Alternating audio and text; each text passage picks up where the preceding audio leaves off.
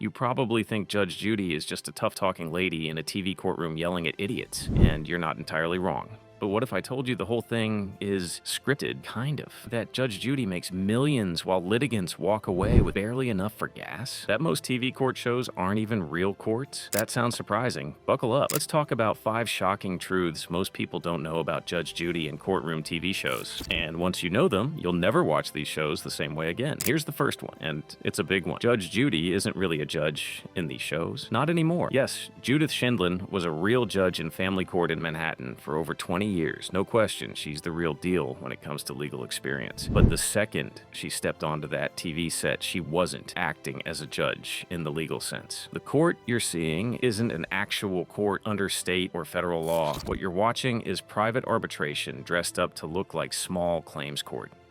So how does that work? The participants agree before filming to have their case settled through binding arbitration. They sign contracts saying they'll accept Judy's decision, even though she's acting as an arbitrator, not a state judge. This is legal and it's enforceable, but it means these shows have more in common with Judge Judy being like Judge Wapner or even Dr. Phil than your local courthouse. Second, the people suing and getting sued on these shows, they're getting paid to be there. And I'm not talking about some court-awarded damages. I mean, the show literally pays them. Here's the deal. The production covers the judgment amount. So if Judge Judy orders someone to pay $4,000, the losing party doesn't actually have to pay it. The show pays. It's a fund set aside by producers. That means both parties walk away without losing anything financially.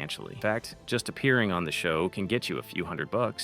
Travel expenses and hotel accommodations. Think about it. No lawyer fees, no small claims court hassle, and you get a mini vacation plus cash. Some people literally apply to be on these shows just to get a free trip and settle disputes in a drama-filled environment. Now, here's the third thing. The producers choose which cases get on air, not because of legal significance, but because of ratings. They comb through real lawsuits filed in small claims courts all over the country, looking for wild stories, weird plaintiffs, and explosive personalities. Then they reach out to the parties and offer them the opportunity to appear on TV and settle through arbitration. So when you see a loudmouth plaintiff arguing about a cat that got dyed pink or a roommate stealing someone's sex toy collection, just know that case didn't end up on TV by accident. It was cherry-picked for maximum entertainment. You're not watching a slice of legal reality. You're watching a well-produced drama with real people playing it up for the cameras. Here's number 4, and it's a huge part of Judge Judy's empire. She made hundreds of millions off this formula. Judge Judy wasn't just the star.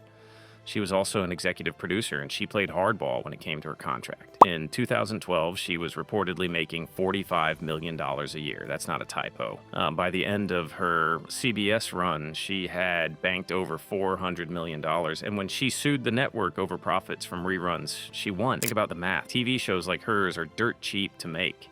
No sets to build, no special effects, just a desk, a few chairs, and people yelling. Meanwhile, reruns could air for years with little overhead. She basically built the most profitable courtroom in history. Now, here's the 5th truth. A lot of people think they're learning how court works by watching these shows. They're not. TV court is nothing like real court. There's no discovery, no motions, no formal rules of evidence. Judge Judy doesn't follow procedure. She cuts people off, yells, and throws out evidence with a wave of her hand. In real court, that would probably get her reversed on appeal or sanction, but on TV, that's what sells. So now we've got a whole generation of people thinking that being loud, sarcastic, and disrespectful in court is how you win a case. It's not. If you pull a Judge Judy attitude in your actual hearing, a real judge might hold you in contempt or just stop listening to you altogether. So what does this all mean? TV courtroom shows like Judge Judy are entertainment. Yes, they use real cases. Yes, they rely on legal mechanisms like arbitration, but it's all filtered through producers' contracts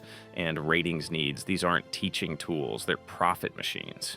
Even the term judge on TV is more of a branding tool than a legal one. That doesn't mean there's no value. Judge Judy probably helped make legal topics more approachable.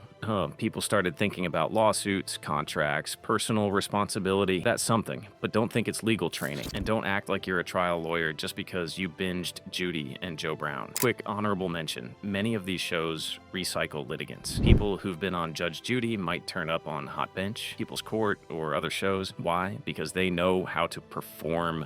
They cry on cue. They yell just enough. They get under each other's skin. It's reality TV with a legal coat of paint. So next time you turn on a courtroom show, just know what you're really watching. Arbitration theater with good lighting and great editing. And that's why it matters. Thanks for joining us today at Due Process Daily. Throw us a like and consider subscribing to the channel to help us grow.